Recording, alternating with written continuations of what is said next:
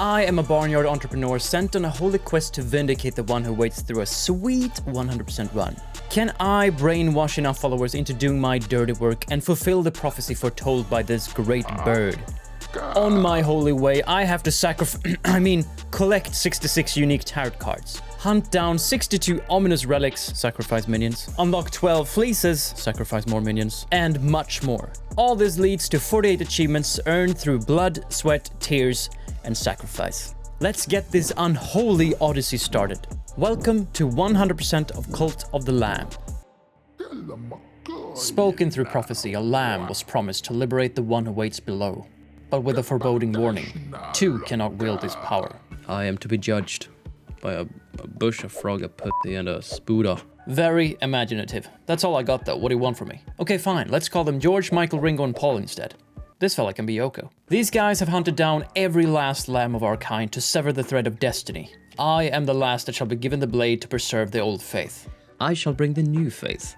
A good faith. An awesome faith. My future prospect looked short-lived as Yoko swung her axe and decapitated my fluffy head from my very puffy shoulders. Ooh. Intercepted through the heavenly plane or a cheap studio trying to pass off as such, I met with the bishop's old victim. Let me guess. The one who waits. The big feline seek retribution from the bishop's wrongful conviction. His point of view, not mine. All I ask is you start a cult in my name. Do we have a deal? Absolutely. In return for my life, he expected a cult in his name as he bestowed upon my brows the red crown once worn by himself. With it, I shall strike fear into the hearts of our enemies. By the power invested in me, I will kill all of you. I'll kill your families. I'll kill your children. I never did track down their families, but I managed to slash my way to a secluded part of the forest where I'd meet a guardian angel. Ratau! My friend, my buddy. Fear not, I am Ratau. Appointed as my guide through this ordeal of managing a cult, he informed me of the dangers ahead. Ratau, what are you talking about? Danger? I'm the danger. He directed me through a thicket of trees to make my escape. Donkey the mule were about to be sacrificed in the name of the old faith. Rescue them and they would have no choice but to join our new cult. Our new cult, Ratau? Our new cult? I mean, you can put in an application and I'll go through it, but I'm not giving you any promises. But Ratau was right. The filthy mule would be a great first addition to my new cult. Rescued, I sent him straight to donkey hell. Just kidding, but that's surely what it looked like. I reached our sacred garden in Sanctum, where step 1 of Ratu's handbook to starting your own cult was to indoctrinate your first follower. Well, to me, you look like Donkey. Donkey was apparently very pettable and what seems to be a bit of a jerk. I dressed him in the appropriate cult attire and sent him off to collect wood. And so the cult begins with a pickaxe and a donkey. And a dream of global indoctrination. Donkey worked up an appetite, and to supply my colony with sustenance, I built a cooking fire. Simple meal made from berries, 15% chance of the follower pooping instantly. Perfect, that's exactly what I need.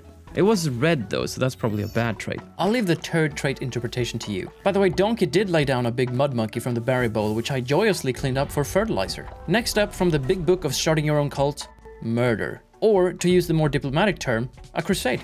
Me and Donkey shot a giant beam of light to the sky, and a path opened through the green door of Darkwood. By the way, Darkwood, shout out, amazing game, highly recommended, and don't give it the old side eye just because it's a horror game, it's so much more than that. Equipped with 3 hearts and a sword, my murderous campaign for the first bishop, Leshy, commenced. Through my crusades, I would kill enemies and be handsomely rewarded. Collect tarot cards given to me by the prophet Klonek, granting me a power-up until the end of the crusade, raiding whatever stash of resources I would come across until finally, I had ravaged my way to an audience with Leshy. Stumped by unapologetic me for surviving their execution, he issued a warning and told me to skedaddle on home. But I wouldn't be able to face my very large cult consisting of Donkey should I now tuck tail and run, so I pressed on. In the next room, Leshy boasted about the loyalty of his followers, and he unleashed upon me Amdusias, which looked like a giant salad turd and not a very tasty one. While I lunged my poison-infused sword at him, he boogered across the floor and snarfed icky green balls at me. But unscathed, I punched the evil out of him, morphing back into an innocent acolyte, which I sent straight back to the cult for indoctrination, of course. Gotta catch them all. I got to choose between some lumber, rocks, and berries, with a bonus chest at the end of it. Moving on to the penultimate room, a quarter of a ring lit up. 3 more sacrilege crusades before we take on Leshy. I also tried to smash this squirrel for its meat. Unsuccessfully, I might add. Though my first crusade was a success, yielding a bountiful bounty to bring back to the cult. A cult that had suddenly doubled in size. What's your name?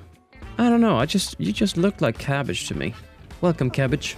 Here's your team gear. As Donkey chopped for wood, Cabbage would mine for ore. This is when Ratau informed me that my followers will either work or worship to generate devotion. But to do so, they needed a shrine in which to bow their heads to. So I placed a grand statue in the middle of our field for everyone to gaze upon. Blessed be thy fruit. Your followers can now worship you. And so another follower was thrown into my lap. Ah, Foxy the Fox. Through Fox's prayer, he generated devotion. Collecting it awakened a divine inspiration that could be spent on new buildings for the cult. So I unlocked the temple, the now center of our cult, where I'll preach sermons to maintain faith in the name of the Lamb. Donkey, get in here. Put your back into it. Erected, I went inside and performed my first sermon for Donkey, Foxy the Fox, and Cabbage. Preach, baby. Drawing power from my followers, the red crown upon my brow grew stronger, and I could unlock new abilities for my crusades, like Hearts of the Faithful, permanently gaining me half a heart, which is nice. I'll surely need it. Boom. Sermon preached. And they thought it was a good sermon. I could tell. So for maintaining a thriving and growing cult, I would need to look after their faith, well-being, and hunger. Before popping out on my next crusade, I collected stone and prepared 3 delicious meals. Then it was time to pillage and burn my way through Darkwood once more, this time with the apostate's cleaver. I'll cleave my enemies in 2. I'll take their meat, and I'll cook their meat and feed my cult.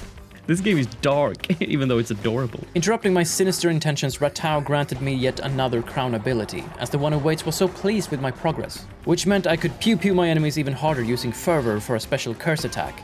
The crusade turned out to be quite a busy one. Other than drawing a power-up and trashing a Dune popcorn bucket, I bumped into Ratu, who dared me to go 3 entire rooms without dodging, a true test of restraint. Playing with the controller, my thumb restlessly hovered over the dodge button as I had to use my complete attention not to haphazardly connect skin to plastic by habit. Impressed by my thumb's vigor, he left me a blueprint of brick flooring. How nice. I then met with the great Haru. Coincidentally, Ratau had sent me to gather commandment stone shards, used to declare doctrines and unlock rituals at the temple, so this was a welcome surprise. Then finally, face to face with the teethy grubber Valefar. He was a big proponent of dunking and blasting balls of fire my way, though his skin was thin and my cleaver sharp. I sent him straight back to the cult and retrieved gold nuggets along another commandment stone fragment. This success earned me a summons from a major advocate of the Big Brother program, the one who waits, ever watching my every move. What felt like a feverish dream had me back at my cult, ready to do some work. Valefar remained Valefar, even though I regretted it almost instantly. I should have named you Hemorrhoid. Which is also something my cult would attain should they continue to sleep on the floor. 5 sleeping bags will do for now. What are we doing? We're cleaning poop, thus upgrading the poop room, getting picked on by Donkey for whatever reason, and preaching a day 2 sermon, unlocking extra curses for our crusades. Meh. In addition, I declared my first doctrine, unlocking the bonfire ritual alongside the like and subscribe ceremony, in favor of the algorithmic gods. God, I'm shameless. The ritual looked to require bones from our oppressors, which meant another dungeon crawl. I got the Trader's Razor, the direct opposite of the cleaver with its lightning-fast attack speed. I kinda liked it, as I got more attacks to land quickly, but carelessness came with it, losing me a heart or 2. Fornius, the self-indulgent cat, was kind enough to give me another stone fragment for free, and desecrated the statue of Leshy angered the old faith. Fuming, he arrived with his whole entourage. Or, more likely, his big brother and sister, because he's a little bit. Anyway, Beetle number 2 told Beetle number 1 not to bother Beetle number 4 and deal with me himself. Beetle number 3 just kinda stood there looking useless. I swiped off their ambush, got an extra heart, imbued my dagger with poison, and before long I met with the burrowing Barbados. He incorporated a volley of very questionable ooze and a spike attack. I consider myself lucky the developers decided to implement an impact indicator, or the hardest enemy in this game would surely be depth perception. My dagger proved too much for him, and I sent the Horny Devil back to Donkey and the boys. This meant that by the next crusade we would take on Leshy. Increasingly worried I hadn't milked my followers' devotion enough, the one who waits offered his best sinister insights. A reminder that faith wasn't sacred, it was spendable, like gold. After all, a well-timed blessing here or there could always buy back their trust. Manipulation at its finest. God, you're such a leader, you're such a leader. He gave me the read mind ability, which meant I could now see how hungry, tired, or sick my acolytes are. Inspired by my success, Cabbage mustered up the courage to tell me that this place is a total disgrace. There's poop everywhere. I accepted his assessment of the situation and got cleaning. It's a lot of poop lying around here. That's 3 turds so far. 4, 5 turds, 6 turds? That's a lot of waste indeed. I unlocked both the farm plot and farming bundle, dressed Barbados for manual labor, and with enough resources finally amassed, placed down not 1 but 4 seed silos before gathering everyone for today's sermon in the temple. Alright people, gather round, for I, the God of the Lamb, will tell you what to do. The Lord works in mysterious ways. I don't even know what I'm doing. That's why it's mysterious. There, I also declared a new doctrine from the pentagram of categories. I chose law and order. I could either murder a follower or send them to a higher plane of existence. Which, you know, pulling back the curtain is essentially the same thing, but murder might be too upsetting for some of my followers. Obviously not Donkey, such a renegade that one. I performed the bonfire ritual, skyrocketing the faith back to full, and then it was time for Ratau to retreat to a secluded, lonely shack. If I so wish, I could visit him there for more lessons from his great handbook of starting your own cult. After collecting Cabbage's praise for cleaning up his brown fudge cake, I constructed the boxes while Donkey was all up in my business. What do you want, Donkey? In his regular insulting ways, I had to put my hoof down, dishing out some hard love. But I also blessed him because he's so darn cute. Just look at that mule! I then hiked my way up to Ratau's shack, where I found a follower form and threw dice with the Rat King, winning me a new tarot card. Finally, it was time to name the cult, to put my own stamp and touch on it. There were a variety of different names thrown out, but I decided on Lamb of God. It's so obvious. With enough divine inspiration, I could already upgrade the cult to level 2, and to utilize this fertile soil, I placed down farm plots. With a seed in each and a dash of holy water, these plants would soon be available for harvest, providing us with ingredients for cooking. I also erected this flower arch for a more inviting look to the cult before heading back into Darkwood, where I was immediately confronted by Leshy, taunting me to his most protected temple. Back in my hands was the one trusty-handed one sword. What say you? Back in my hands was the trusty one-handed sword. Good attack speed, good range, and it just felt right, you know. I came across Rakshasha, whom graciously offered a wary crusader 9 salmon. Though in my gratitude, I accidentally struck his beloved snail wife. Look at this. Oh! Sorry. Is it okay if I kill your customers? You're not saying anything about that. Oh! I'm warning you. A warning I couldn't help to ignore. Ooh!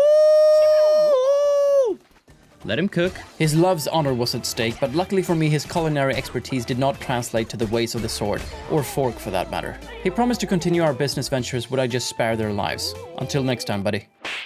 Back crusading again, I ran into a peculiar fishman, hogging this entire fishable pond for himself. Worry not, he said, as he gave me a map to Pilgrim's Passage. He'd like to meet me there for some collaboratory fishing exploits later. It was a long, arduous crusade, and I might have left my cult on its own for too long. Anyway, I'd finally managed to break into Leshy's temple. Tired of my frivolous masquerade, he absorbed the souls of his followers and revealed his true form. That's a leafy buttworm. And in his image, he summoned tiny leafy buttworms, caused spikes to erupt, and fired more green globules of ooze my way. I only had 2 hearts remaining entering the fight, so I consider me walking away with 1 heart to spare a tremendous success.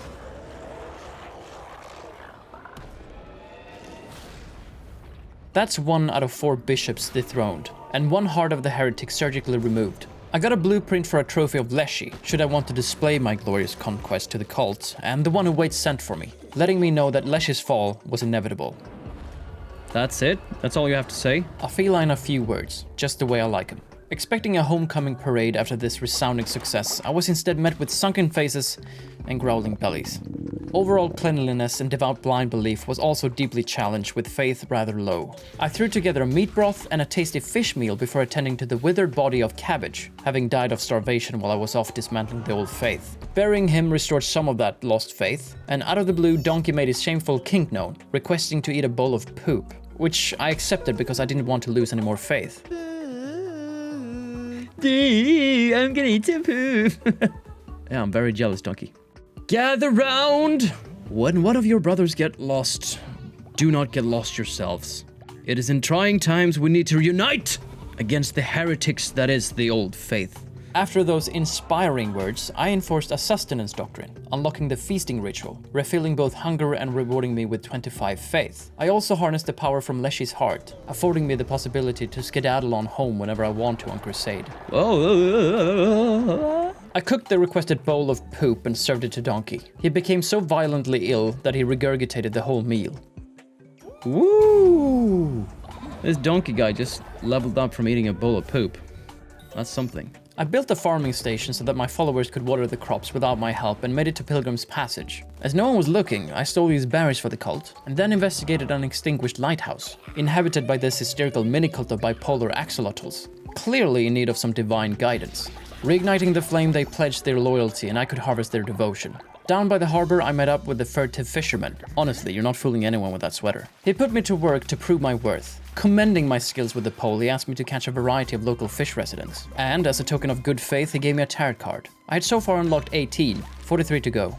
For my first session, I managed to haul in a crab, which the fisherman gladly exchanged for a holy talisman fragment. I need 4 pieces to unlock a new fleece. Returning to the cult, I spent 2 points of divine inspiration, unlocking both a lumberyard and a stone mine for my followers to generate lumber and stone. The cult looks to be more of a cover for a labor camp than anything else at this point. Lesson learned, I prepared plenty of sustenance before heading toward our next crusade where a chain broke on this door, indicating that I had 3 bishops left to take care of before either ascending to godhood or a final showdown of the gods would determine our fate. But what's this? To enter Anura I required 7 followers and I only had a measly 4. An anchor deep was no better with a hefty condition of 9. Looks like I need to enter Darkwood for a follower hunt. Might it be so easy? Haru, my spirit guide, forebodingly advises to exercise caution. With Leshy gone, the woods have only grown more dangerous. I clawed my way deeper and came across a helpless creature. He'll do just fine. I also came away with a big slab of meat to savor before facing the triple-eyed witness Agares. His powerful thrusts and many minions ate up what hearts I had left. No! I fell! But the one who waits interrupted what I can only assume was my ascension to a higher plane. And he was like, "Don't even sweat it, bro, I got you." And not before long, I was back collecting devotion again. I unlocked both the scarecrow and a tent upgrade for the sleeping bags. Basically, the speed in which I unlocked new buildings outpaced my ability to gather resources. I did, however, have enough to build a stone mine and a lumberyard. So hopefully we can build some more stuff soon. After some chores in the moonlight, I welcomed Puna and got to witness the power of the farm station firsthand. Now he's got a little farmer's hat on. Donkey, you look great. Another sermon gave me fervor of the righteous, increasing my total amount of fervor on crusades, and to prepare my departure I performed the feasting ritual. Feast! I hope we're not serving any lamb. That would be sick. Indeed, that would be sick, but it wouldn't surprise me. On another follower crusade I went. Ooh, hey guys! Am I interrupting something? Seems like these guys really like their ceremonial sacrifices. I found a portal transporting me straight to Leshy. Unfortunately, this time he bested me, and I lost 25% of what was already a meager haul. Obviously, the cult was disheartened, but we had another follower, Moosey the Moose. Welcome to the cult, buddy. You're pissed off. Why are you pissed off, Moosey? Let's see if we can turn that frown to a smile. He's not happy. Tensions rose in the absence of crusading progress. Valifar and Foxy the Fox were at each other's throats. So I set out on another crusade, where I crossed paths with Kamak. She granted me the ability to harness the power of relics, and there was a whole plethora to collect. This seems to be our first real taste of the Relics of the Old Faith DLC. At its core, it functions like Clawneck and his tarot cards. Find Kamak during a crusade, she'll grant you a relic for the duration of the run. Some relics must be charged with the blood of the non-believers, like this lightning strike, while others can be activated instantly, each with their own satisfying dose of bloodshed. I uprooted Leshy, but before returning, the one who waits needed my powers to grow faster and stronger. I could do this by sacrificing followers and absorbing their life force, so he granted me the sacrificing ritual. Not gonna do that. I'm not that type of cult. Fine, I'm going. Let's sacrifice some people. If you insist. Alright, people. The first one who talks to me is gonna get sacrificed. Donkey, what do you want? Donkey began questioning his faith, spiraling down the path of the skeptics. So, in an effort to re-educate him, I read him my favorite passage from the Woolly scripture. Oh, that was easy. Donkey's happy. He's evil again. He's mad. Furious with the way I run things, I had to expand the sleeping area as we had now grown the cult to a number of 8 followers by welcoming Cowie the Cow. Ye faith bestowed upon me is bestowed in return upon you. Wise words as I unlocked Bane weapons, giving me a chance to poison enemies when attacking. Unlocks have been made. And you had faith to spare. Awesome. My follower count now meant we could finally progress and open the door to Anura, the land of Heket, aka Michael, where I got my first Bane weapon, the Bane Sword. The land looked to consist of jumping froggos and many a mushroom tops. We're in the Mushroom Kingdom now, boys. Heket took offense at my desecration of his statue and cursed my followers back home with starvation. Though I burned with rage, time was running out of my poor starving bovine creatures. I had to move quickly. But Anura was more brutal than Darkwood. The enemies were tougher, like this sword-wielding skeleton blasting fireballs in my face. Ah, here he is, Guzion, Heket's second cousin. Even though he did the opposite of Leshy with his wild vertical leaps, this guy was a total noob. If that fight is any indication of what Heket brings to the table, we'll be serving him up as a delicacy soon enough. Another surprise grab from the one who waits, offended by the lack of offerings. To make his point, he placed an offering chest at the cult grounds, where I could trade resources for gold, though each offering yields less than the last. Cowie the Cow then informed me that when times are tough and food is scarce, which feels like always at this point, we can cook grass meals, with only a minor drawback of -5 faith per serving digested. Donkey was still deep in descent, so in addition to preaching today's sermon, unlocking another half a heart, I decided it was time to say goodbye to Donkey by ascending him to a higher plane of existence. It was rather gruesome, but the cult seemed content. I also declared the Faithful trait. Now my followers will generate devotion 15% faster. A golden poop! What does that do? Golden poop gives me gold, obviously. With Donkey put through the heavenly meat grinder, Valifar was now oldest of the cult and he had officially reached old age, sipping on that sweet Kool-Aid of retirement. After blessing a whole bunch of my followers and giving good old Valifar a well-deserved scratch on the head, I unlocked the outhouse for my followers to relieve themselves somewhere other than in the bushes. But it required refined resources, so I unlocked the refinery too. And while Kermit watered the crops, I installed a scarecrow, though it didn't do much about the crow problem.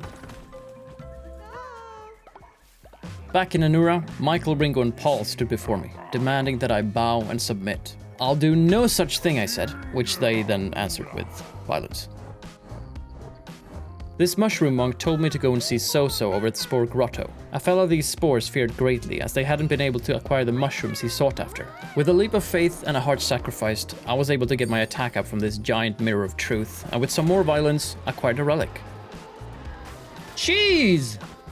A block of cheese. I was never any good at using the relics though. Just before the boss room, I had a change of weapons and would instead swing the Apostle's Cleaver toward Eligos. I had never seen such a magnificent bird-like creature with the most elegant wingspan and graceful flapping. It was really something. He unleashed a swarm of insects and flapped his way across the room, but I chopped his wings off and sent him back to the cult. Don't you worry. You'll be part of another cult soon enough. Eyeing the tempting gold nuggets, I surrendered to the ravenous followers back home and chose pumpkins instead, and got a commandment stone as well. Over at the cult, Kermit was still preaching for my demise, but I couldn't do much about that, as so far I could only re-educate him once a day. I threw together some food, including a tasty fish meal that had a 25% chance of a follower dropping valuable resources. And the state of this cult was absolute poop, so I cleaned some poop. I put down a new lumberyard and stone mine, as well as the new refinery for more refined resources, and then headed over to Spore Grotto to talk with Soso. In exchange for romanticide mushrooms, he would teach me how to brainwash my subjects. Sounds like you're addicted, Soso! We all have our vices. Mine is the irresistible urge to exploit the goodwill of others and assert my power over the weak-minded. I stopped by Pilgrim's Passage for another fishing session, and a relic was caught on my fishing line. I also managed to pull up a squid and a lobster, which I gave to the fishermen. In return, I got another red fragment.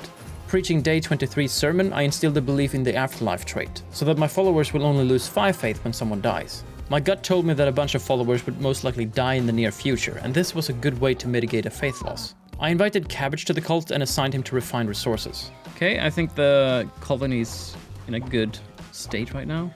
So let's go for another crusade, shall we? Hey, who are you? Helob here offered followers straight off the shelves at great prices. This would turn out to be the start of a very beneficial friendship. Heket interrupted my crusade once more for another famine. However, I found this little guy, so any deaths would be negated. God, I'm really treating my cult members like disposable livestock. Speaking of disposable, the next boss, Sapphire, was discarded without even taking a single hit. The mystery box. I always choose the mystery box. Always. First thing back, I took care of the hunger problem, and was then robbed by Tyon.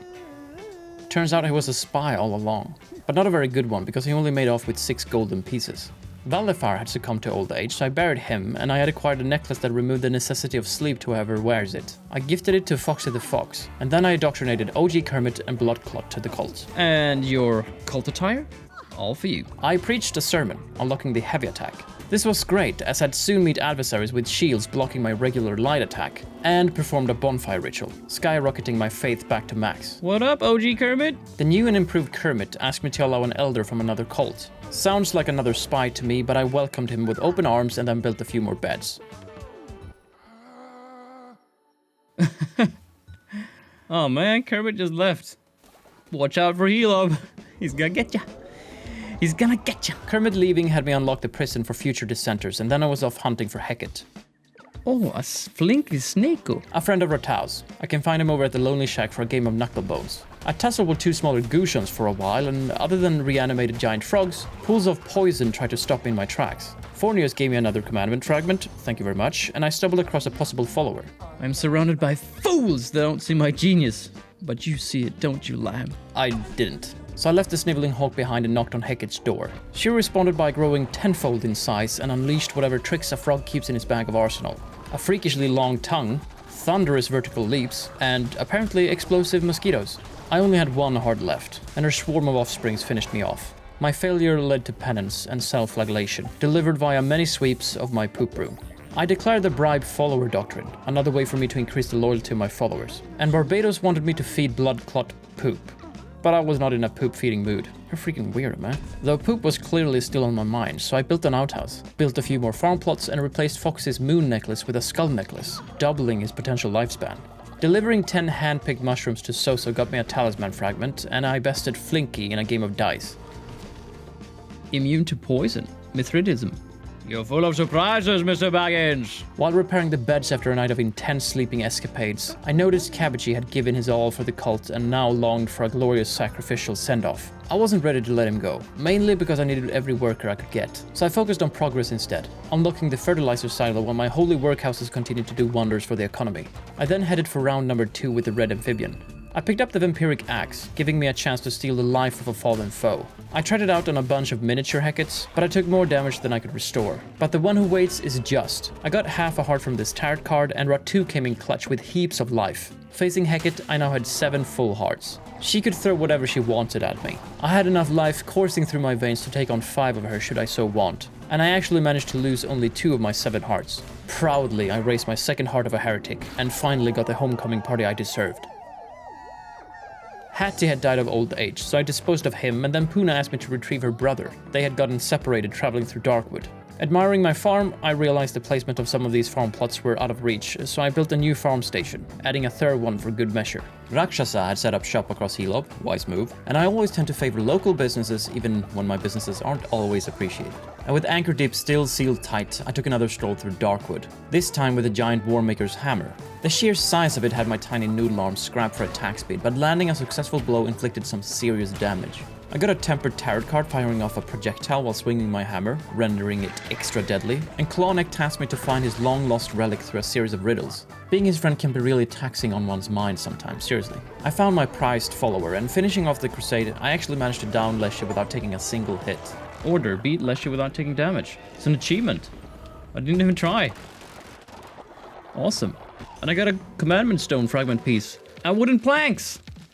My cult is gonna be so proud. The cannibal trait looked really spicy, but I chose the grass eater trait, negating the loss of faith when feeding my followers grass. Which was great, as the stores were filled with hay and grass was a plentiful bounty out on crusades. I built a fertilizer silo so my followers could fertilize the crops, as well as another lumberyard for them to slave away at while I headed out for another crusade. Helob, another one?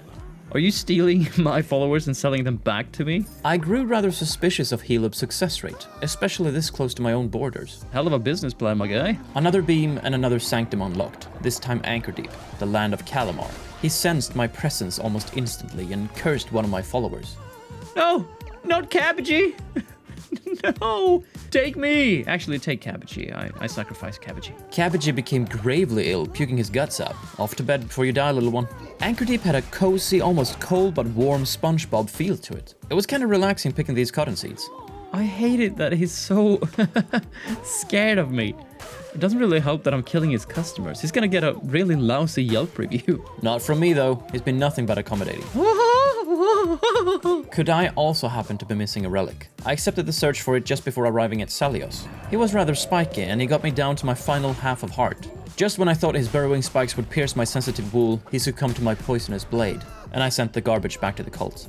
I unlocked the healing bay for my followers, although I could certainly have used for it myself after that fight, and Barbados had drawn his last breath of old age, so I invited balls on his head to take his place. You know, I only have 1 refined material station so far, so chop trees. Yeah, next. I buried Barbados, and then newly indoctrinated Uzi the Ooze requested a feast of epic proportions. Hell yeah. He deserved it for the way he handled that poop. My day 32 sermon nearly unlocked another crusade perk, and I manifested the ritual of the harvest, instantly ripening all the crops. The extended administration also led me to use a heretic's heart, granting me a diseased heart for my crusades. It functions like a regular health point, but releases a burst of damage to nearby enemies when taking a hit. To top it all off, Uzi got his feast. Are you guys not picking the berries? Unable to, as the farm station would need to be upgraded to level 2. Crusading yet again, I found these two gentlemen lurking. Klonko and Bop. I'm Klonko, this is Bop. Klonko was known for his hardcore betting. Last round of Knucklebones, he'd lost a hand to Ratau. I'd have to take his other hand later. With the tarot card, I gained another heart, and the enemies were even larger in Anchor Deep. I thought this to be a mini-boss, until the next room, where an even larger foe swung at me. I then found Anon. I could see in his scarlet red eyes that my way of peace would not satisfy his insatiable lust for violence. Talking about cowards, you're sitting here weeping. I don't want whining hypocrites in the cult. We have enough of that already. I cast a plague upon your cult again? On 5 of my beautiful Moosey, Puna, Foxy the Fox, Cabbagey. Cabbagey again? God, you gotta be really tired, Cabbagey. What a champ. Pulling through this ordeal twice in a row. Guts of steel, that one. With almost full health, I was full of confidence going into the fight with Hobberin, but he proved my fighting skills yet to be under par. No, my followers, my cult, they're gonna lose faith.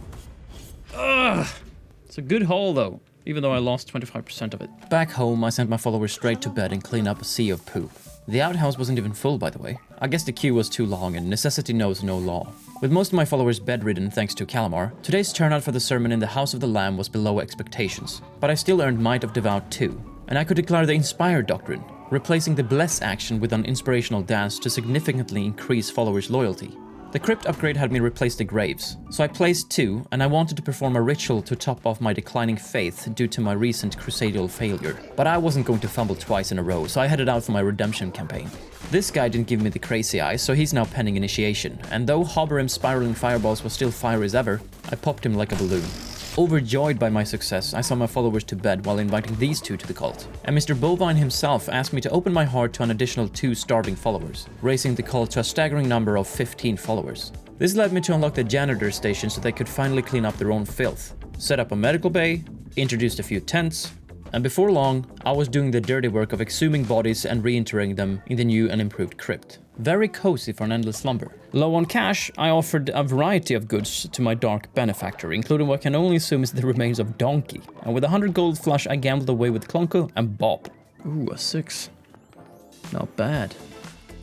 For a worm and a bird. But not good enough. I'll take that second hand now, Klonko. Bob, you're alright. I finally made a fungi delivered to Soso, and he showed me how to brainwash my cult, locking faith at full for 2 whole days. Thanks, Soso. He also gave me a quarter of a fragment, completing this talisman. And I stopped by for a visit at the fisherman, delivering the squid and lobster he ordered. That's another 2 quarter pieces. You have a quest from me, Blue Balls? Great leader, I have already given everything I own to you. Now I wish also to give my life. Please sacrifice me in your glorious name. Hell yeah! The whole cult took part of the celebrations. This is so wrong. And yet it felt so right. With the Fleece of the Fates unlocked, I dove into Anchor Deep, immediately drawing 4 tarot cards, but it meant I wouldn't find any new ones during the crusade. I found hops suitable for brewing beer and ran into quite the shady character. Howdy, Blimbo! He invited me over to take a look at his goods down at Smuggler's Sanctuary. I'm getting a bad vibe from Blimbo.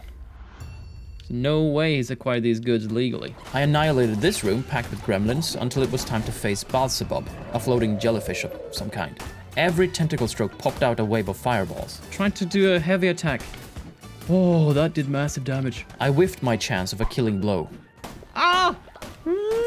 But this jelly had nowhere to bounce. The propaganda speakers would go a long way of increasing workers' productivity, and with another 2 followers indoctrinated, the cult grew. People, animals, hooves, feet and hands, believers, disbelievers, we have gathered here today to celebrate. This is the cult's 2nd anniversary. Join me in prayer.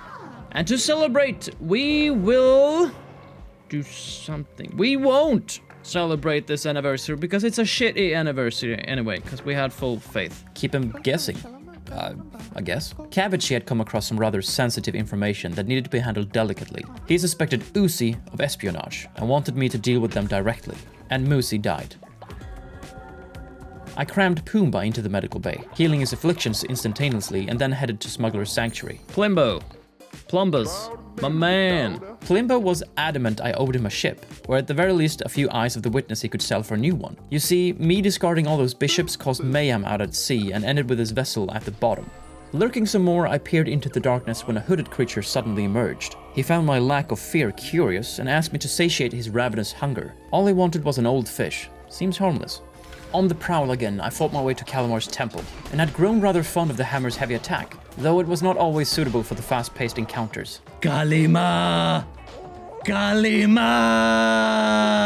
You do not understand, lamb. Heed my warning and stay away. It's too late, I'm already here. He reminded me of the Hindu goddess Kali, all arms and chaos. His mouth was an endless pit of darkness, and just like Aquaman, he bent the will of twisted sea creatures. This is where the hammer's slow swing really screwed me over, and I got taken out by his nasty charge-up attack. Kallamar was merely a setback, and when I returned home, I upgraded the cult to level 3, unlocking heaps of potential upgrades for the cult. I then inspired the troops so hard that Puna's old and fragile heart gave up. Off to the crypts, buddy. After talking with Uzi and accepting his flattery as proof he wasn't a spy, I told Cabbagey everything was fine. But he wasn't convinced and thought Uzi was playing me like a fiddle. I equipped the fields of labor with the propaganda speakers, built 2 new outhouses for peeps and poops, added another refinery and increased the bedding comfort with additional tents. I then performed the brainwashing ritual, courtesy of Soso. That way, no matter how many Kallamar failures I would rack up, my followers would remain blissfully oblivious. And I'm glad I did, because when I got him down to where a final blow would deliver his demise, I died. I clearly killed him. This is an absolute disgrace. What a robbery. Oh, the cult is gonna be... disappointed.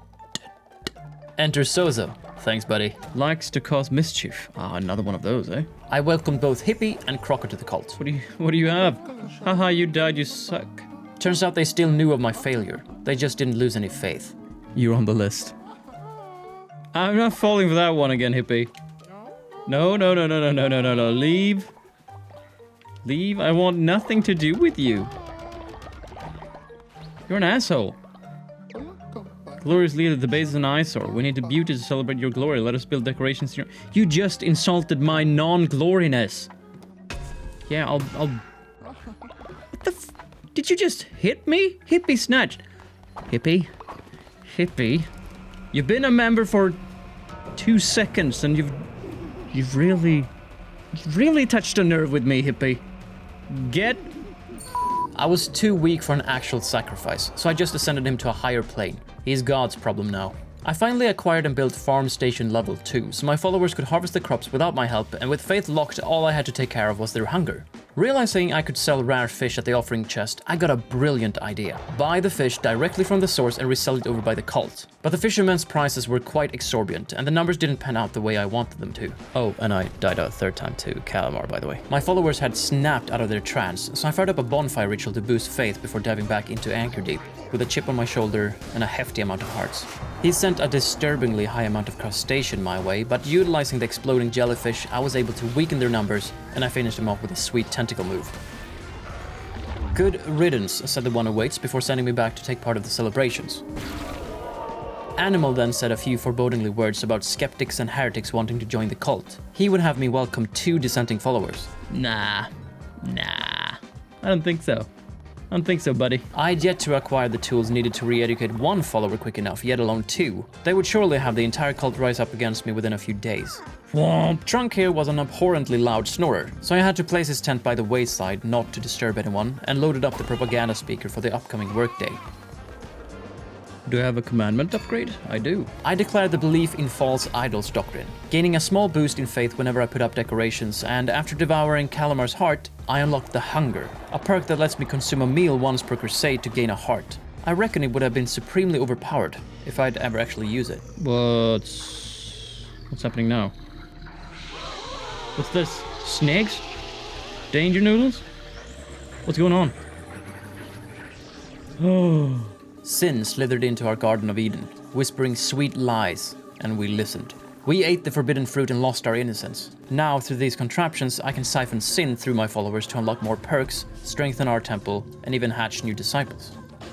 Well, right of lust, of course, it's gonna be some... Of course, I'm gonna declare the new lust doctrine. Right of lust, yes, of course. Hey, everybody! Sex party! Oh my god! They're all naked. A consequence usually followed after someone yells out sex party. I chose Trunk as our Mayflower leader. He began floating and speaking in tongues, utterly consumed by his sinful ways. By the ram, the lamb, and the holy hoof, I absolved him, harvested my first sin, and restored his inner peace. Pumbaa was suitably unimpressed by the standards of the cult, so I told him I'd liven up the place with a few decorations. Cow with a cow. Oh my god, cover up, you're old. Nobody wants to see that. So far, I only had one designated plot of agriculture. It just barely covered our needs, so I built another plot over here and then sent Foxy the Fox on a diplomatic mission to find more lumber. I don't like that you guys are just running around naked, not doing any work. It's bullshit. I placed down a triad of fortuitous trees to satisfy Pumbaa, and as everyone was busy dancing, I went ahead with the construction alone. Man, you're a bunch of poopers.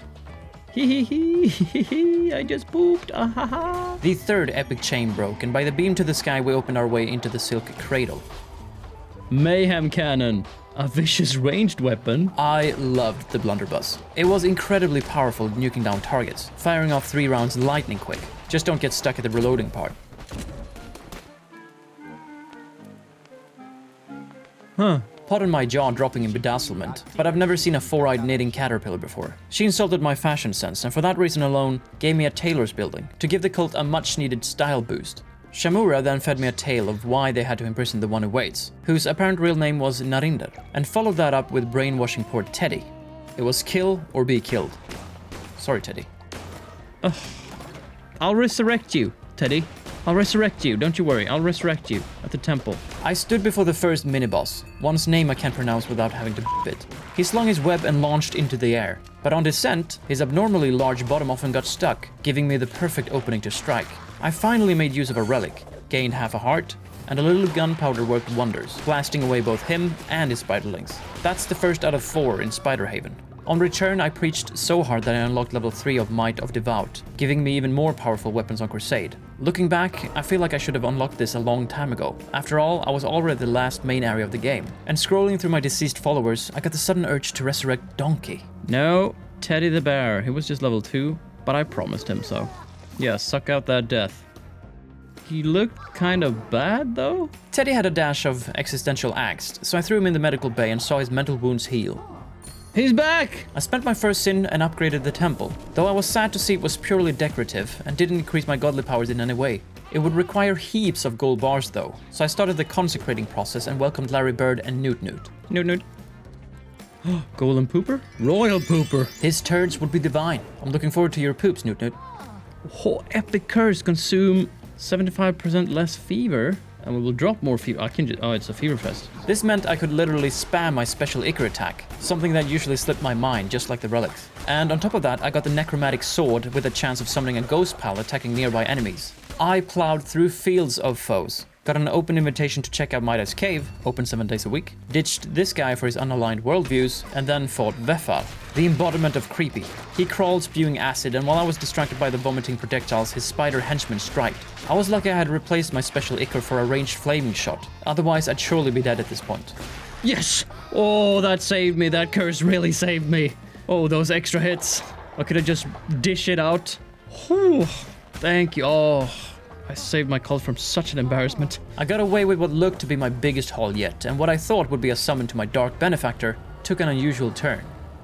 Who's this? An unknown entity, aptly impressed by my stature and incredibly soft coat. He just wanted to say hi and told me to stay on the same track and we would meet again. Everybody wants an audience with the Lamb of God. Can't blame him. With that out of the way, I had enough divine inspiration to upgrade the cult to level 4, which is the max level. I unlocked an achievement for such an achievement. Someone had died, they usually do while I'm on crusade. So I buried Animal and welcomed back Foxy the Fox from a successful missionary. He was so tired from his journey that I sent him straight to bed. I cleaned so much poop that I got a maid's dress, refilled the poop box with the broomed poop, and while taking a closer look at my followers' traits, I made a discovery. I'm not sure how I haven't realized this before, but everybody I get from Helob, they only have bad traits. That Helob is really selling me his unwanted leftovers. You look disgusting. Kermit! To cover the loss, I invited Marvin. Now, it is important to view your followers as an expendable resource. Still, I seem to be hitting a ceiling at 15. I sent out Foxy the Fox for another mead mission, built another crypt because everybody seems to be dying on me, and then made it to Midas Cave, and quite a rude welcoming. Like the other regions, I could purchase more tarot cards and follower forms, but here, I was also offered the chance to sacrifice a follower, just because. and, for a one-time fee of 10 gold bars, entrust my hard-earned wealth to the gods in hopes of a generous return. It was time to head back out on crusade though, and the final run before taking on Shamura, whom was yet again back with his gladiatorial approach of turning 2 of my followers against me. No, not Teddy again! Not Teddy again! And Newt! I have to kill 2 of my followers, my dear followers. My cult is in shambles. A lot of meat though, a lot of meat. And Cabbagey has died of old age as well? We're dropping like flies now. This fella Shroomy challenged me to a game of knucklebones, and then I banged my way to the Sanctum of Hauras. I had saved my Exorcist Finger relic just for this fight. Using it summoned a little heart friend, whom didn't seem to do anything, absolutely useless. Why are you even in the game? Despite all of that, this guy's actually not a problem. That was surprisingly easy. When I returned, it was already night, and Foxy had returned with the spoils from a successful protein hunt. Allows followers to cook meals for their fellow cult members. Less work for me. Batman. Batman was a hedonistic, unrepentant possum. He'll do well to generate a lot of sin. Day 58 began with golden poop sweepage, followed by refining additional gold bricks for the upcoming kitchen. Hopefully this is the last time I have to slave away behind the stove. Okay, I think we're in a good place for another, and perhaps the final, crusade. 5 becomes nothing. Nothing at all. Nothing at all. Nothing at all. Stupid sexy Shamura. Oh my lord. That's a long way, Shamura. I might fall asleep before I even get there. Vampiric blunderbuss. Lock and load. He who cannot kill Shamura has forgotten the face of his lamb. So I fired my way forward, rescuing a badger, avoiding decapitation, and then knocked on Shamura's door. He of havoc, he of blight, she of hunger, they of might. 5 becomes 4, becomes 3, becomes 2, becomes 1, becomes nothing. Emphasis on nothing. Time to die. And he's away. Oh! Shamura, aka Paul, had the upper hand. After all, look at all those extra limbs. But I had the mighty blunderbuss, with ammunition to spare. Heart of a heretic. Shkamashk, Shkabushk, Manushk, Babaganush, Bubabushk. With that, I had defeated the entire band, and according to my dark benefactor, it was time to lay down my life in favor of his. After all this, turns out he was no better than the old faith. I've been bamboozled. Who could have seen that coming? Let's try and get my followers a little bit more stylish, shall we? I swept so much poop that I lost track of time and had to wake everybody to perform a sermon. They weren't happy about it, but I couldn't stand to lose valuable points of devotion. I had 0 incarcerations at this point, so declaring the belief in absolution doctrine seemed like a no-brainer to me. Badger the Badger joined the cult, and while everyone worked on the collective kitchen, I took the opportunity for an inspirational collective dance and then queued up all the hearty meat broth we could muster. Boomba. Oh, Chef Boomba. Let him cook. Let him cook! I gained another perk, the chance to sacrifice a follower in exchange for a second life if I fall on crusade. After that, it was time to face the one who waits.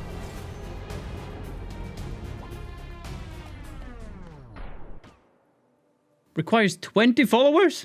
And I got 14 and I can't get past 15. I'm gonna have to resurrect Donkey. Gonna have to buy this guy. But instead of Donkey, I resurrected Cabbagey, and he was ravenous.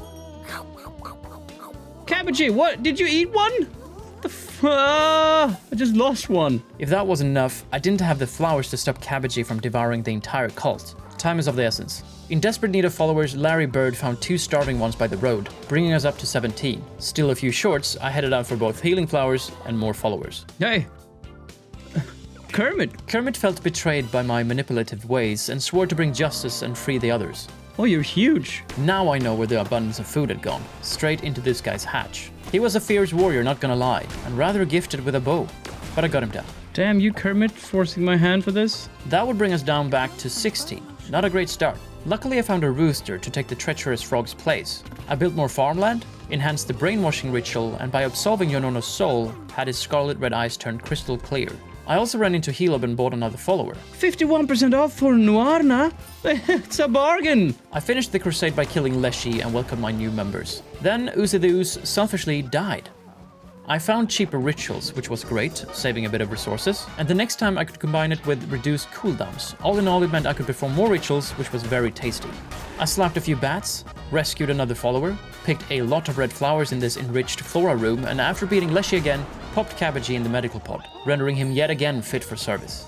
Welcome back, buddy. I then welcomed Hannity, bringing us up to a glorious amount of 20 followers. No! No! Let's do respect your elders trait, because that's just beautiful. I rushed through Darkwood again, rescued this idiot, gave him his goodie bag, and the perspiration running down my forehead was real. I got 20 now. Got 20. It is time. Hurry before somebody dies. Brrr.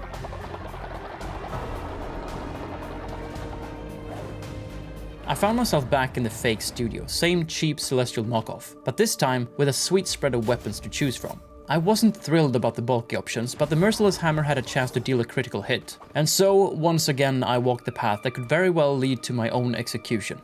Not a flicker of shame passed through this feline form as he dismissed me from his service and demanded I lay down my life for his, with a subtle, calculated threat hanging in the air. He's got my followers! At least he doesn't have Donkey. He's already dead. That, at least, was very good news. I made my defiance clear by rejecting his command, and I would face Bale upon the clouds of the arena. What did I critical hit him for half his HP? That's insane! That was insane! I might have whiffed the next set of attacks, but he got utterly owned. I will take care of this beastmaster. I will cut that crown from his head. Bring it, Aim! Just like his brother, Aim shot spiky spikes up for the clouds and hurled the rings of fireballs at me. But this drained his energy and left him exposed to my very real and very dangerous hammer. I just critical hit him again for 75% of his HP. This is crazy. Furious, Narinder broke free from his shackles. He would take me on himself. He incorporated a windmill spinning attack and a sea of spikes surging from below, but my resolve held firm, and my critical hits, ridiculous. Naturally, that only pushed him further. He moved on to crucify my 12 disciples. It was all very symbolic. Kerrigan, I'll save you.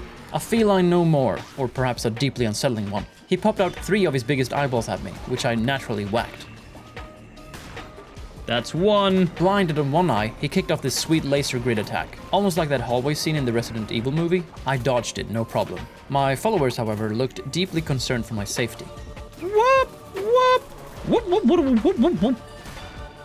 That's 2, baby! With one eyeball left, he cranked up the fireballs to a whole new level. Oh, Jeebus, Lambus, whatever prophet tickles your fancy. I didn't think he had it in him, but he turned it up another notch, and I started getting worried. But with 2 ripping tentacle explosions and a hell of a blow to the cornea, he was vulnerable. Oh! Do no evil, defeat the one who waits! Rise, my followers! You were just a little follower yourself! I had done it. I had supplanted the one who waits. Now came the judgment of the Lamb. Murder, of course. No mercy for the wicked. It was quite a brutal scene, to be honest. Hell yeah! My beautiful followers swarmed around me and we joined each other in a divine embrace. I admired the creative developers for a moment, then remembered the journey was far from over. We were playing this to 100% and there were a lot of things still missing, so... Arise, ye tarnished! Not much had changed at the Cult Sanctum. The economy was getting better and better, and I continued to refine as much material as possible. A lot of people are at the end of their expected life period, but now I don't need 20 followers anymore. And who am I sacrificing these to now? Myself? Still worked though. Shroomy got his tail end handed to him, thus I had defeated every single one of Reptile's friend at Knucklebones, earning me their last tarot card. And as I tickled Plimbo's temporary seafaring vessel, it spit out Kodai's fingernail, magnificently gross. Having saved up the gold bars, I headed over to Midas Cave and paid the nominal fee to try out the wishing well. Snarf, snarf, snarf. It was a bit more expensive than I anticipated. Ah, I didn't know I was gonna give you over 300 gold. We're at the mercy of the gods now. Baalzebub was old and had served his purpose at the cult, so I sacrificed him to Midas. I got a red fragment in return, and should I continue help him grow his collection, he had plenty to spare. You did it, didn't you? You tasted the power of the mushrooms. Yes, you are just like Zozo knows you're a friend. Here, you must take this. A sign of friendship between 2 lovers of the menticide mushroom. Keep it safe. You can trust no one. Keep it hidden. Keep it safe. He also gave me a mushroom sculpture he wanted me to build back at the cult. He's kind of forcing this whole fungi situation. I don't like it. Fighting in the bushes, I noticed a snail statue, where I made a snail's offering. There was a statue in each of the main regions, so I offered to shelter them as well, and got a follower form that looked like a snail. Who could have guessed? What on earth are those? More fleeces? There's so many fleeces. I did the Ritual of Enlightenment to boost accumulation of devotion and reduced ritual cooldowns by 50%. Having expanded and upgraded the farms previously, my followers did well at handling the entire process themselves, including harvest now. I sent Cabbagey to collect whatever currency he could find, and to commemorate the emancipation of the one who waits, I erected a monument of this glorious conquest. So what happens now? Oh, what is this? Huh? Yeah, I'm as confused as you are. Declared God of Death, I was flattered, though he also called me an infant for leaving the job half done. Apparently I had left the old bishops in limbo, unable to rest, unable to move on. So this entity tasked me with crusading once more, to finish what I started. He awakened their ancestral planes anew. I need to do it once more? Hey, man, not cool. I thought I was done, man. Man, come on, man. I found myself back in the forest of Darkwood, with a familiar scent of plastic-coated paper in the air. Klonek had my back, as always, and I rescued a baby fox before being stared down by the witness Agares. Floating and thrusting, he often left the dirty work to his lackeys, but I basically walked away without a scratch, and with a sweet surprise. Eye of the Witness. That's the Plimbo thing. Pieces were falling right into my lap lately. Midas, what are you doing? Grave robbing? Oh, hello there, valued client. Oh, Devious, what a Oh, no. This transgression will not be forgotten. Certainly not. I'm plotting my revenge as we speak. As was Barbados II for what I did to his father. Manic from shooting up too much juice, he had tripled in size, and any minor inconvenience set off his foul mood and very pointy stakes. His sudden spike in difficulty made me question why I hadn't done a no-hit bishop run sooner. Surely a sign my life was about to turn into a chore. Still, I took him down and scored a god tier. I could turn this in over the divine being for a wicked spin of the sanctified wheel of blessing. This time, I won a follower form. Oh, and I named my new friend Jeff. My name is Jeff. Back at the cult, I found something disturbing. Whoa! The turd of all turds! A monster turd! What? Whoever took that huge dump, I want to shake your hand, salute you, and help you campaign for the next presidency. Absolute beast mode, that. Cabbagey had just made it back to camp after sustaining a fatal wound. He succumbed to his injuries right in front of me. He was so beloved that everyone came to pay tribute. What a legend. I queued up 5 magnificent meals to boost follower loyalty, and while inspiring Trunk, I noticed I had neglected Kroko's decaying corpse. He died of old age while I was out crusading. He stunk. Already back on crusade again with my thundering blunderbuss, I got interrupted by the very man I was hunting. Oh, are you back again? Little lamb, I feel you there. Darkwood has not forgotten me yet. I can still find you in my woods. And then, face to deformed face with Amdusias. His hideousness was synonymous with his deadliness, and he looked to be sporting some nasty barnacles on his back there. I must have been distracted by his repulsiveness, because I got sent straight to the void. But what is this? A second chance? Another dimension? A pagan ritual? I don't know what it is, but I got both a handful of tarot cards. Thank you? And a bunch of dark, ominous relics. Thank you. I'm not sure what's going on right here, but yeah, I'll take it. I'll take it. And I'm back. What have I done something that I've forgotten that I've done? My second coming let me jump into bullet time and make an unlikely escape with my life intact. Hail Satan! Kerrigan, Pumbaa, what are you doing? Yeah, you're cool, but you should be a starfish. You look ridiculous. You look absolutely ridiculous. I welcomed these two and looked over the ample set of buildings still left to unlock. I kicked things off with the confession booth, where I could boost a follower's loyalty once a day and cleaned a lot of poop. Oh, the divine poop room. A marvel of pooping engineering. I unlocked 3 new curses I could make use of during crusades and implemented the Loyalty Enforcer doctrine, where one follower could inspire loyalty in others. Naturally, I dumped the responsibility on Fox's shoulder, the most experienced member in the cult. He'll be fine. After planning the location for self-incriminations, I ravaged Darkwood and paid tribute to the Golden Scale statue thing. It sped out an abundance of resources in return. Kimak offered Galvar's charm, but I declined it. It would increase my size, but in my experience that just makes me a bigger target, not necessarily a bigger threat. Valifar's leaps were intense, but not as intense as his radically erratic fireballs, which he then focused into a fiery laser beam. Unfortunately, it was I who rolled myself into an early grave. This is where the heart of the heretic came in handy, letting me siphon the life force from my newly indoctrinated starfish. He knew the risks. Classic last in, first out policy. Sorry, buddy. His sacrifice spared me another embarrassment. Thank you, starfish. Julon, no! Where you going? Jula, I didn't want you anyway. Refinement for finer things was a priority, and I built a morgue that could house 3 bodies. Now a dedicated mortician could collect the fallen while I'm off doing my thing.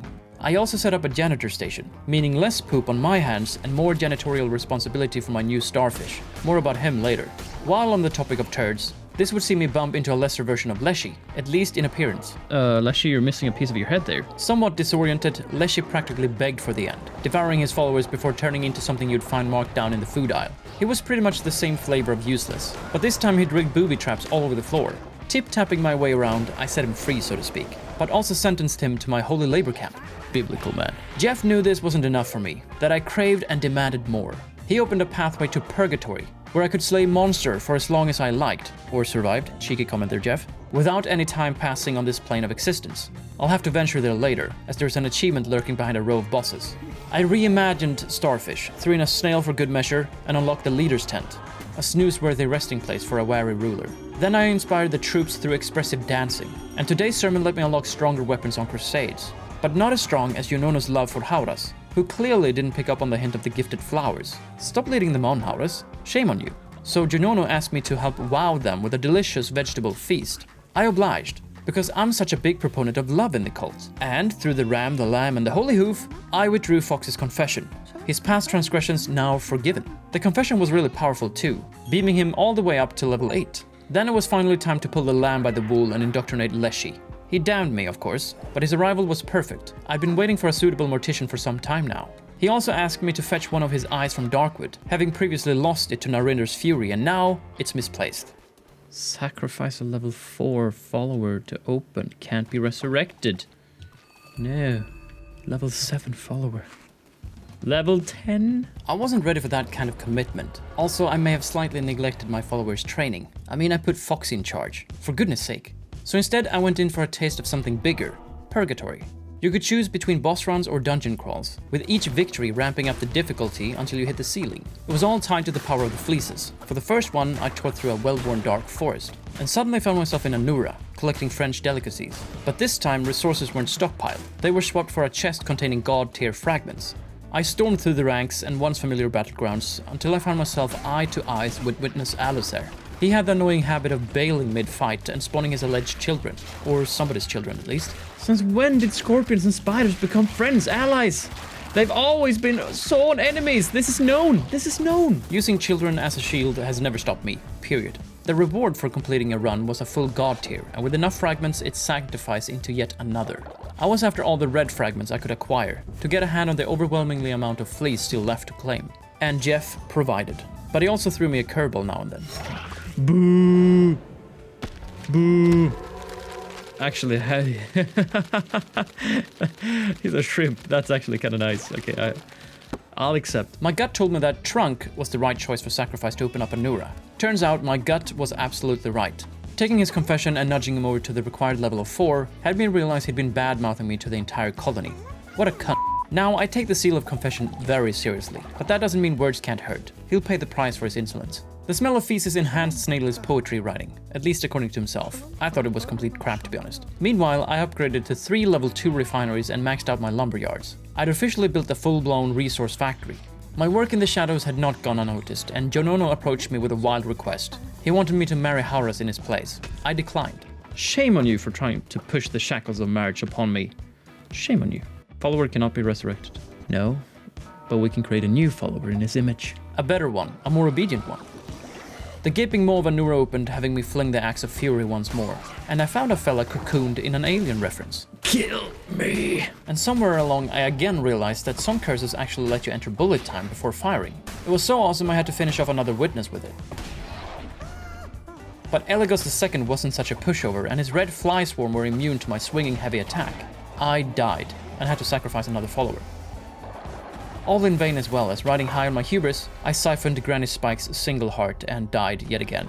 It's all good though, as I managed to save 2 followers. We're at a net positive. I wrote a poem and I had to share. Follower Graber likes to eat fruit. Junono prefers to eat poop. I don't think you can, Snelly. That was spot on. Awesome. Good job. Snail's poem fired me up for today's sermon, and while better starting weapons tempted me, I had my sights set on mastering the blunderbuss, boosting both its range and damage output. It'd been my best interest to kick off crusades with a rifle in hand to make it truly viable. More on that soon.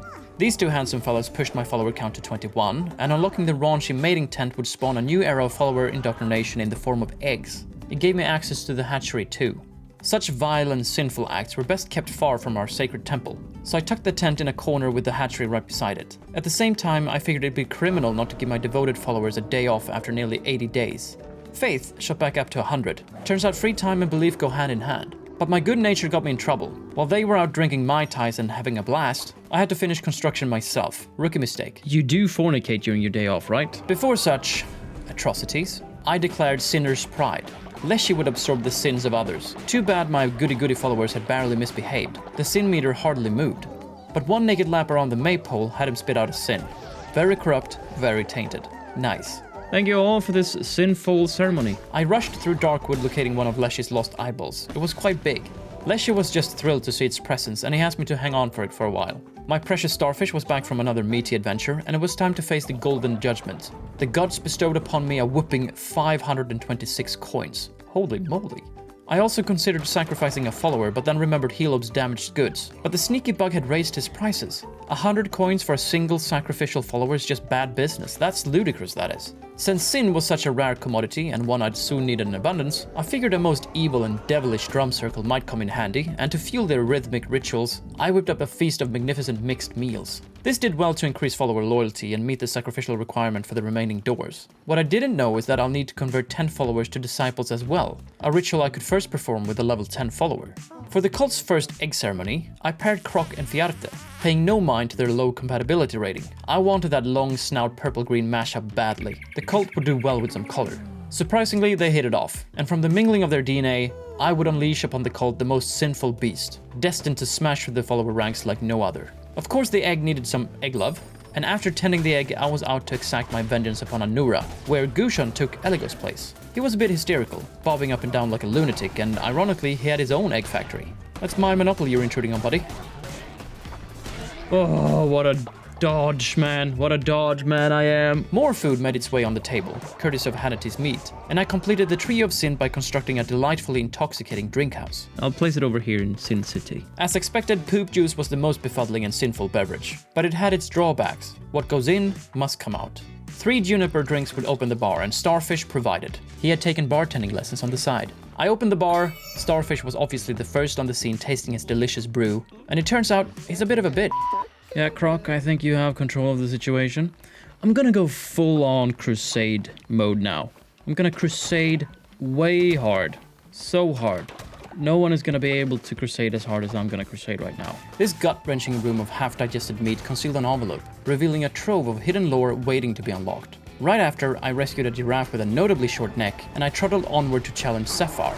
Similar, but kind of small in stature compared to Heket. Other than that, the only thing missing was a big, slithering tongue trying to violently lick me. My sword felt kinda dull. It did next to no damage. It was a never-ending dogfight, but I ultimately came out on top.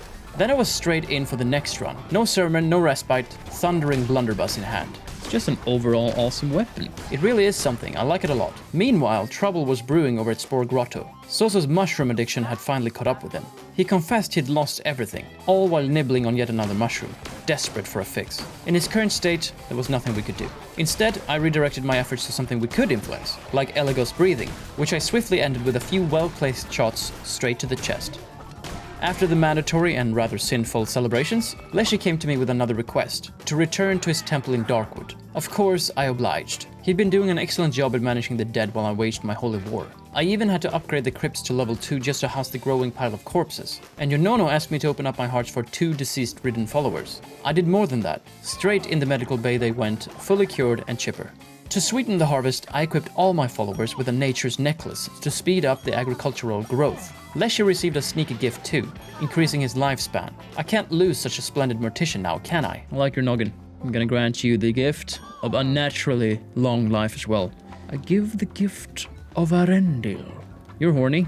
I'll give you a skull necklace. I rang the bell of beverage, and before the window would close on me, sacrificed Foxy the Fox to open the silk cradle once more. He was old, prime sacrificial material. I couldn't let that go to waste. Here's to Foxy. Armed with a snappy gauntlet, I foolishly swapped it out for a clunky, necromantic hammer. Big mistake. It made everything worse and left me exposed to Heket's swarming tadpoles. He's more bloodthirsty than ever! He jumpeth high. And licketh with great thrust. Damn hammer. Duck, duck, duck, duck, goose! Reanimated again, enemies filled the room. Tiny Gushons, baby sapphires. Luckily with my curse-boosting tarot card and fervor saved for a rainy day, my divine blast made for a perfect dismantlement. Han Solo. That's 2 bishops liberated from limbo, and I left with 3 hefty god tiers in my pocket. Back home, Snaily had grown so pretentious he liked the taste of his own mucus. I went on a trip of inspiration and confession of the soul, followed by funding Sosa's ridiculous statue he so stubbornly demanded to be built in my cult. The balls on that shrew. I then upgraded the cult's food production with a 4th farm, and Blessed Day 85 sermon granted me the highest level of weapons out on Crusade. And through doctrinal extremism, I could now generate sin via the confession booth. Scandalous behavior, really. Which reminded me, Pumbaa was finally ripe for sacrifice, granting me entry to Anchor Deep, where creepy crawlers crawl and flying bumholes fly. A detour robbed me of my resources though. Hey! I don't like it. Emphatically unfair. Then Midas showed up to kick me while I was already down. Oh no. How though? How? I couldn't hit him. Revenge will be all the sweeter. While boogieing along, I popped the Witness Astaroth, not before dying and sacrificing another follower though, sorry Sparkles. But this hard-fought success was not the Crusade's end. Luckily, I had the Vampiric Sword with a chance to heal when killing an enemy. This completely saved me as I could abusingly kill his minions, going from 2 hearts to half a heart back up to 2. Victory clenched. The average age of my cult seems to be way too high. There's always 3 or 4, or at least 2. There's 1 to 2 people always dying during my crusades of old age. It's insane. 3 followers, 3, died of old age during that last crusade. The turnover is crazy. I welcomed 3 new ones, all gifted with moon necklaces. Christ. No, let's go sin. Because I think I need more sin than loyalty.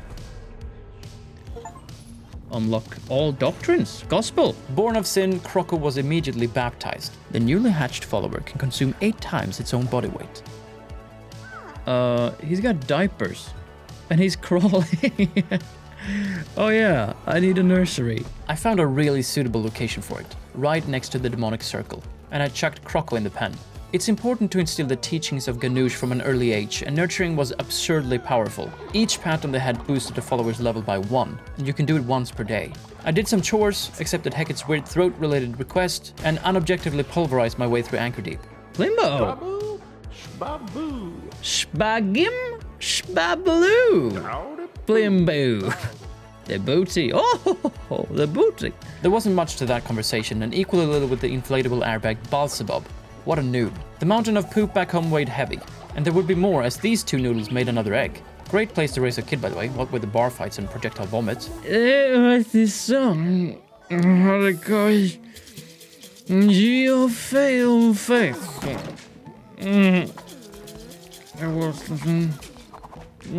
God-tiered weapons would now show up on Crusades. Rare, but powerful. Unlock all weapons. Weapons of plenty.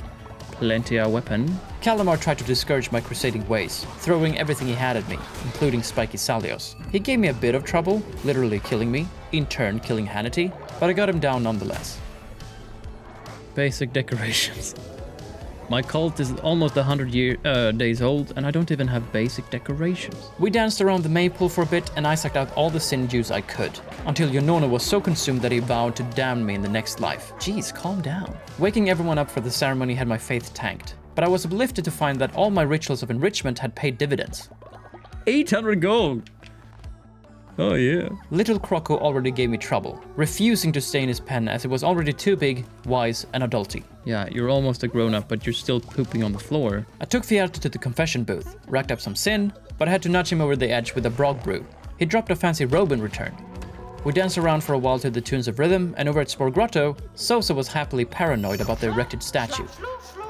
Shlu, you did it! He gave me another red fragment, pledged himself to me, cursing the liars outside, while asking for yet more mushrooms. I've been giving you mushrooms for the entirety of this run. It never stops. I still had gold to burn, so I raided the tarot card shelves from said liars and then had an ominous meeting with the Red Fox.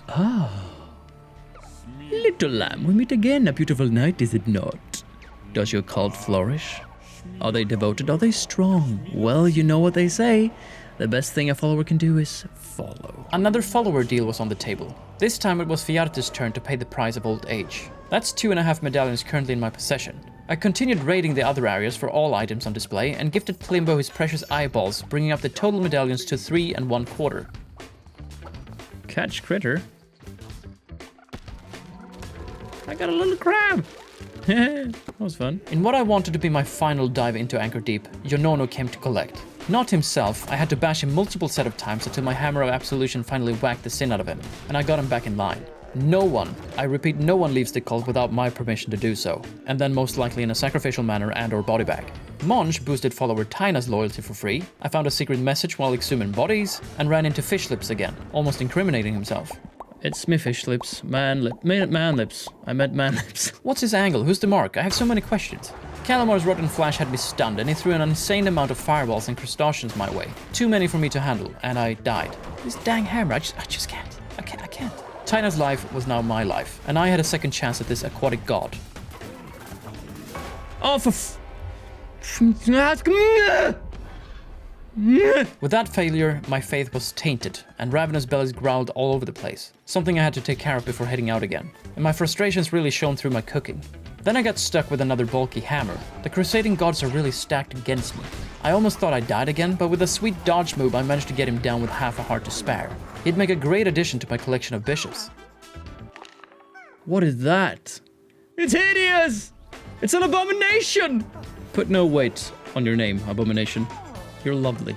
There you go. The vacated spot was filled by these two lovebirds, and with peer pressure racking up, someone was bound to throw a hiss fit if I didn't find a suitable mate, so I strategically married ragged old Snaily. Then it was off for another crusade where I got my first godly sword. It was a blast and a good one too, as I had to battle both Hauras and Witness Alisar before taking a whack at he who should not be named. To be honest, he wasn't even name-worthy, because I owned him, if you remove the fact that I almost died. I got a sweet trash panda for my efforts.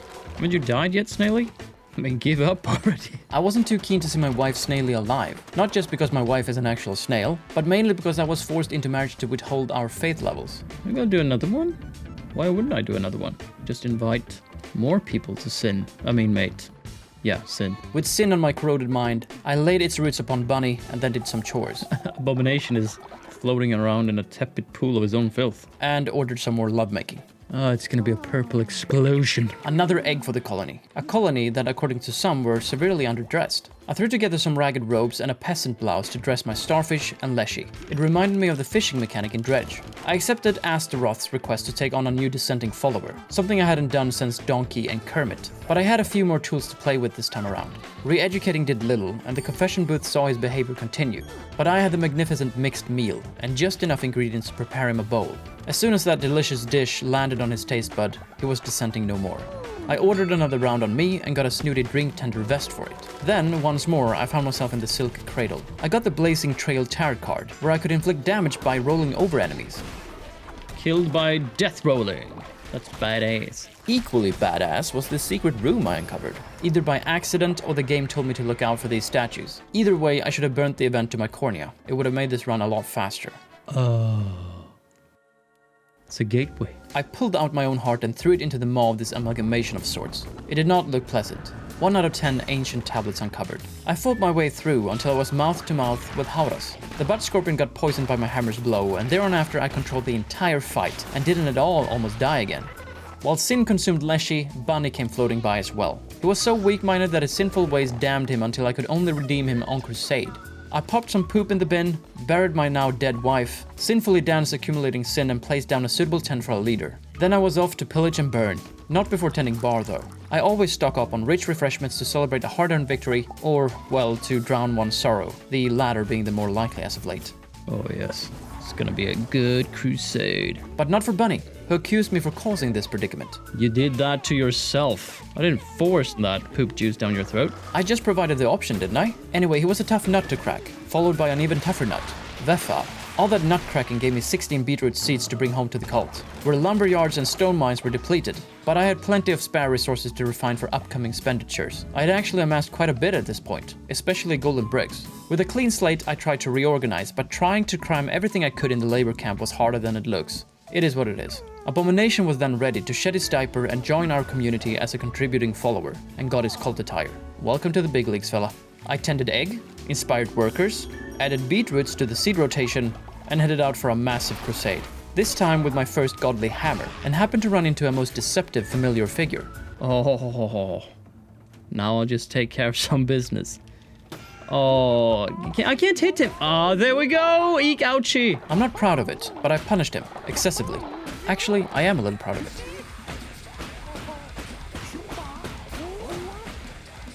You're not so beautiful now. You look like a sack of potatoes. Yeah. Fuck you. I took that energy to the prime spider Shamura, who indecently exposed herself, hanging intestines. The godly hammer did do damage, but I had the same complaints as before. It's just way too slow for some of these fights. Ah. Okay, who's gonna die? Who's the one? Okay, I'll sacrifice you, Bunny, because I want this kill. And then I promise I'll resurrect you. I promise. Promise. I promise. Bunny's lifeblood was enough to see me through to victorial ways. Kallamar held a press conference of my conquest, and with Shamura saved, that would make for 4 bishops liberated. Hey, man. Except Shamura didn't blindly accept his new faith, so I had to stuff his face with a descent suppression meal. He soon bowed to my will and accepted his newcome fate. Tending and nurturing our eggs, they both hatched, making Hoofy and Chocolate Starfish play buddies. Shamura fit right in after a couple, and as promised, I resurrected Bunny. Surprisingly well off. I didn't need to heal him from any zombie afflictions, so I went ahead and acquired more relics on crusades and then spoke with Jeff. Pleased with my bishop liberating but then enslaved again exploits, he supposedly gave me a gift. 'Tis yours, confer as you see fit. Are you gonna give me Donkey? Is it the resurrection? The redemption of Donkey? The one who waits? I murdered him! Don't bring him back! Tis gave me a sinister thought. Oh, I'm gonna play with you. Much left to discover, Jeff insisted I not get complacent while handing me the fleece of death, rendering me now a true god of death. It was a scene.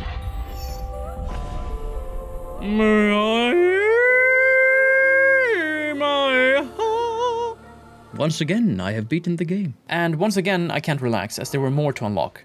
So is so happy. So never had so many mushrooms before. He accused me of enabling his addiction, to be fair he's not wrong, and was about to go on the greatest psychedelic journey he'd ever been on. Grab onto the ledge, buddy, you're going spinning. The red fox was at it again, asking for 2 of my followers. 2 followers this time? 2? Yeah, 2 pathetic ones. 2 pathetic ones. I'll grant you 2 pathetic ones. Do you do children? High and mighty all of a sudden, Mr. Moral Compass over here declined my proposal for 2 infants, which was bad news for Crazy Eyes and Alistair. Pragmatically, I gained the last fragment, completing my now 4th talisman. It felt right spending a divine inspiration point for bone decorations after such a heinous exchange. I wanted to say that I love you, leader. What a suck-up. With enough sin accumulated, I could now realize my master blunderbuss plan from what seemed like 100 days ago. But I am to unlock the fleece, cowboy. Yee-haw! Always down with the blunderbuss. Yee-haw! But there was more. No hit, no resurrections. Deal 10 times more damage. Fleece of the Berserker. I mean, I should use that when I go for the no-hit runs. Might as well unlock it. Afraid I'd missed the train when supplanting the one awaits earlier, increasing the bishop's difficulty. This might have just brought us back in the game. Speaking of which, I welcomed little bitch to the cult, and gave him the humiliating job of cleaning up our collective stool. It feels good. I was also way back on my sacrificial quota, so old man Miranjul got sent to the abattoir. This gave me heaps of points to spend for a bunch of new relics, which was good. But believe it or not, my faith tumbled down to sacrilegious levels, so I gave them a day off to forget he ever existed. They slept like babies after that. 1 hit, no resurrections. As Leshy had been haphazardly taken care of way before, I was now on the hunt for Heket. A nice surprise was that even with the Berserker Fleece, I was gifted the blasting blunderbuss. It was on. Fittingly enough, I found Heket's throat increasing attack damage for 10 seconds. An unfair advantage would I have remembered to use it. Didn't really matter though. The results, carnage incarnate. Kallamar sniffed out that Anchordeep was up next, and just like Heket, he'd lost a body part to Narinder's fury, namely his left ear. This time I got the hammer and died. So I went in again, with another hammer, and I died yet again. Are we beginning to see a pattern here? I did a little bit better with the incredibly swift, merciless axe in comparison. Those 0.25% of attack speed is a world of difference apparently. I picked up Kallamar's left ear, and upon facing the foul-faced god, I had acquired a few extra hearts. But this is a no-hit run, and didn't save me from the inevitable. Oh yeah. That's the run. I finished him off nonetheless. At least it's a successful crusade. A short break in between my failures, Heket wanted to see his temple again and demanded for me to take him there. I cleaned the pen full of poop, pet my adorable chocolate starfish, and having put Leshy through the sinful ringer one too many times, he condemned me, plotting his revenge. No, Leshy, come on. I still need you. I then headed back out for a few attempts at dodging Kallamar's rapid fireballs. Come on, man. Oh, come on. Unsuccessful, the cult's faith kept dropping. You probably think you're weak. You're weak. I didn't think much of the supplied dagger this run. It does attack fast, but the low damage leaves you swinging in a very dangerous area for too long, leaving you exposed. Anyway, I found the blessed Arrel's powder box, acting as a random relic upon use, and oh, was it a blessing. What? Absolutely smashed. Did I just use a random relic? Just came in clutch. I halved his HP. Oh, that was easy. I almost feel bad. Before heading for our final one-hit wonder, I collected Shamura's relic quest, stocked the poop box, and showed Kallamar his ear. A good-looking ear, I must admit. Not as menacing as Shamura's misplaced skull, though. New relic unlocked. Gain 8 seconds of invincibility. Yeah, buddy. Does that mean I can use it right now? Yeah, buddy. Yeah, buddy. I popped the hood of this relic at the sound of the bell. Trepidation slowly crept in as the relic's power wore off, but my resolve was strong. Yes. Yes. Yes. The gods are with me. I am god of death. I thought those achievements were gonna be the hardest ones. Those were the easiest ones. Oh, Bunny. You're all sinned up. Little Bit also floated around with sin up his wazoo, probably from guzzling down all that sin juice I so generously handed out at every opportunity. And it was good I did, as every tier upgrade for the temple significantly increased the cost. The vibe in the temple became quite ominous. My kind-hearted soul thought it best to check out how Sosa's little trip had played out. Not very well to the looks of it, as it was all fungi at this point. I stole his hat, turning out to be a Sosa seed, and I found the perfect spot for it back at the cult. Hoofy, all grown up, earned his wings, leaving poor chocolate starfish behind the curve, and during nightfall of day 107, I caught a spider critter. What do I do with this one? Just found a skull. A spider skull. I did a sneaky Google search after the playthrough, and supposedly you can bury it in a body pit to get a follower named Weber, part of a crossover event with Don't Starve. Another well-worded sermon earned me my final curses, and as Leshy ran away from home, I converted Heket into a demon for our picnic to Anura. On our way, we saved a frog from the usual xenomorphic rituals, tested Kemak's patience. I thought perhaps a hidden achievement or relic would make itself known. It didn't. And Heket insisted we'd walk the entire way to appreciate the full Anura experience. While at the temple, he wanted to hold his relic and power one last time. He then gave me some sob story that nothing in this world is fair, but ultimately relinquished his claim to Anura, cleansed his relic, and in the end confessed himself as a bishop for Lamb of God. But a steady decline left me uneasy with a measly 14 followers in the cult now, and a heap left to sacrifice for our end goal, but Helob supplies. It was straight to the abyss for poor Huario. There had been a lot of bad behavior while I'd been away. People were just floating around high on sin willy-nilly, but I wasn't mad. I condone it, really. You guys. You're crazy. I accidentally caught a firefly, giving me a firefly in return, and then went on a Leshy retrieval mission. I was afraid I'd lose him without first finishing his questline and soft-locking my progress. Fortunately, my hammering reason helped him see the light and forgave my past transgressions. Deadly dish. A truly vile concoction. 75% chance of a follower dying instantly. Newt! No! Did you eat the deadly dish? God. And that wasn't even an achievement. You may be wondering why I even cooked the meal in the first place. It's because I cooked the wrong dish. I needed to feed a follower meat, which another dish also included without the adverse side effect of death. So I looked into resurrecting Newt. Oh yeah, that's my old wife, Snaily. Don't want to bring her back. Instead, my heart pulled me towards a trickster, a bad boy, and troublemaker, Donkey. What am I doing? I hated that guy. How's it going with Sosa, by the way? Pick mysterious mushroom. Sosa! You're back?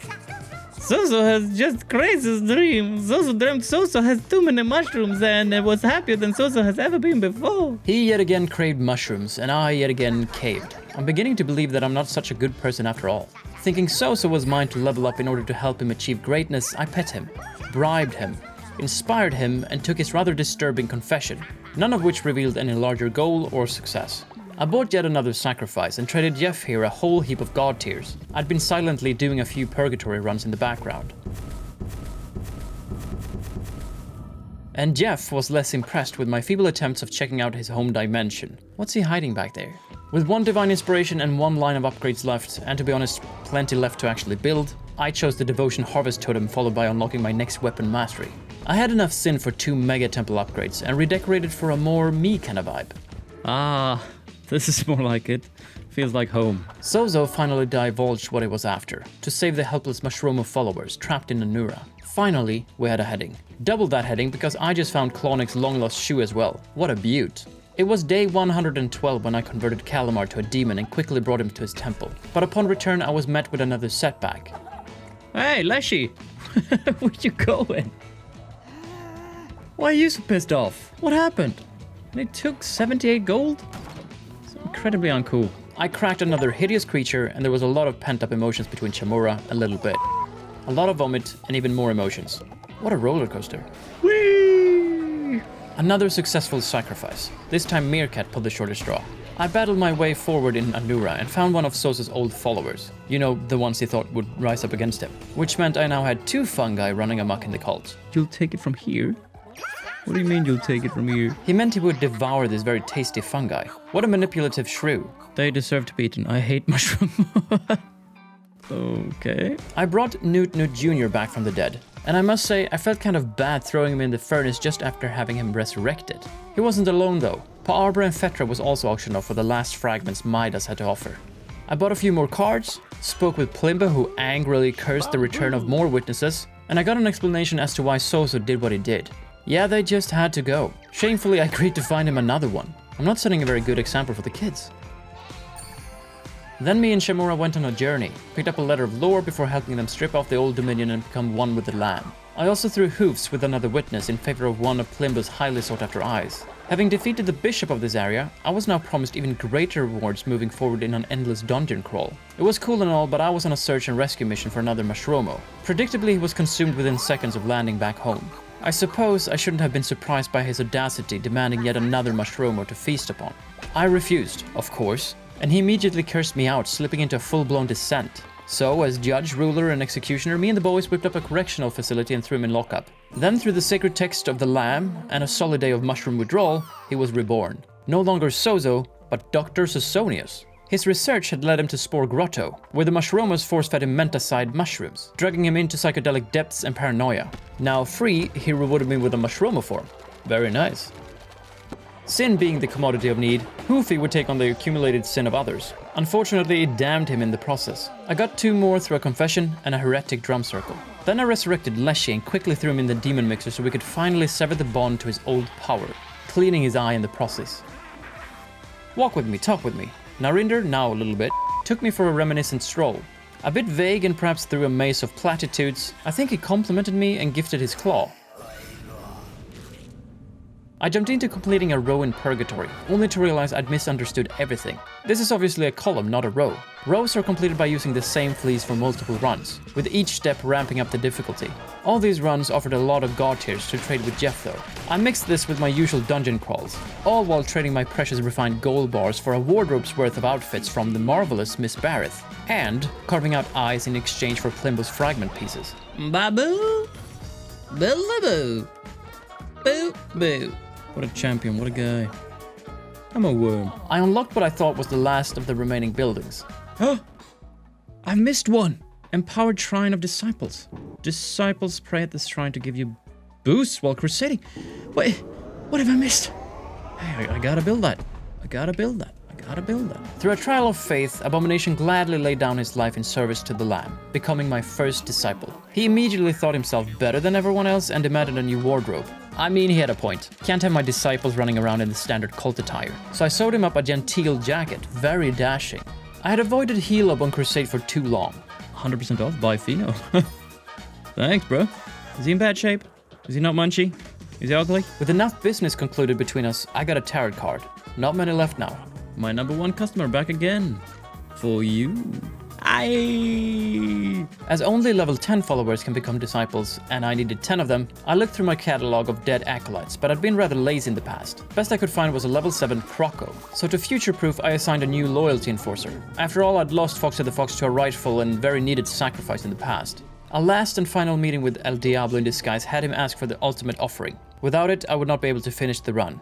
I had to give up Ratau, my trusted advisor and old mentor. Whatever. I outgrew his knowledge back in day 5. Anyway, it was quite glorious. Ha ha ha ha ha ha. Na na na na na na.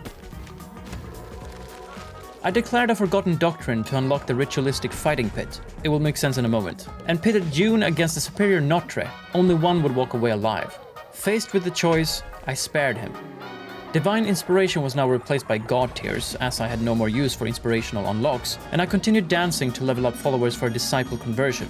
The penultimate temple upgrade left me 15 sins short of finalizing the renovations, and what in my mind should have given me heaps of the stuff, harvesting the organs of my fallen followers, offered nothing, except a relic. By the way, I didn't realize Heket had died of disease. What a forgettable goof. But fear not, the baby assembly line was in full force. So far the easiest and fastest way of nurturing a follower to level 10. I then threw more God Tears at Jeff, unlocking the last 2 tarot cards and a dark necklace. Its text encouraging a sneaky sacrifice. I gave the necklace to Huon, and I had received the opposite light necklace from Jeff before, which I gifted Habre. I call it a gift, but it came with a sacrifice, come on. I needed what the obscure product tag actually meant. Erupting through the floor came Bale, brought back from the plains of the dead.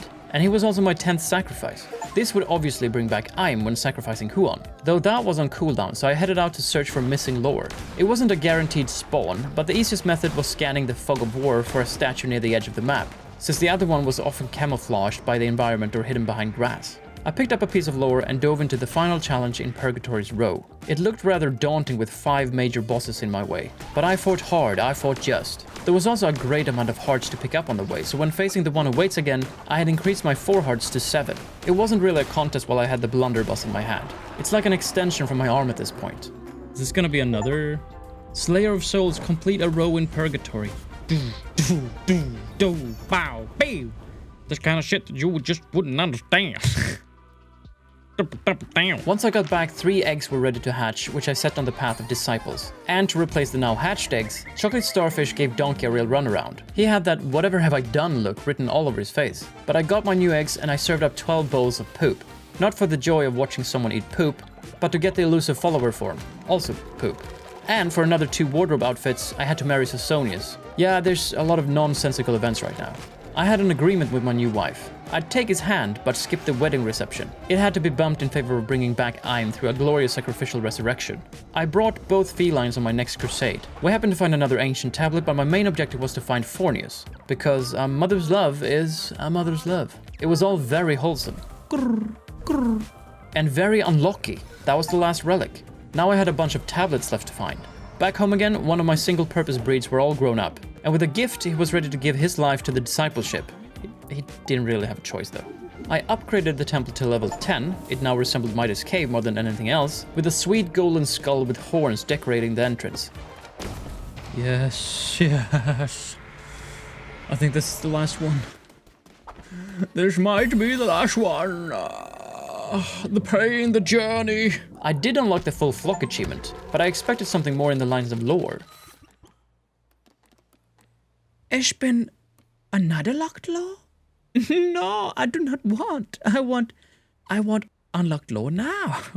Ja, sieben Sie hagen Flagen de Lorenzi. Yeah. I spent another god tier and had the luck on my side for the last fragment, unlocking the remaining fleece. And as luck would have it, I found Monch, hiding the last piece of information we needed. Unlock all lore. Hey! Putting together a few more outfits, I got the Jester costume. I pegged these 2 against each other for the Warriors Curious, and with this boy, my last supper could commence. And the Lamb of God said he needed 12 disciples to carry out his word, to be an ambassador for the cult. And thee have there 12 apostles, 12 disciples, to spread the word, the gospel of thy cult of the Lamb of God. Jesus in a woolly, clothy outfit. On the topic of outfits, I was at the mercy of Barrett's sewing speed. The scholar shirt was her final piece, closing out her collection. Now there was only one thing left to cook, an omelette. Yeah, that's it. Walk away. Huh! Doken! That's one. One yolk. Chocolate starfish, 86 with bunny. Let's go. Make the egg. Gotta crack some eggs to make an omelet. The last yolk provided by Narinder and my wife. This is so weird. Smashing it, I got the chef's jacket, the Setter of Trends achievement, but also... Godhood! No longer a servant, no less than a god! I had done it. 48 achievements and a hell of a lot of collectibles later, I had done it. I celebrated by treating the cult to a tall goblet of poop juice, brewed courtesy of Leshy. Come and celebrate with some poop juice, people. You've earned it. You've earned it. Fading out, I witnessed the chaos that ensued from gulping down a whole glass of poop. Just lovely. I've also created a second channel for other types of shenanigans. You can check it out here if you'd like, and I'll see you in the next one. Bye bye.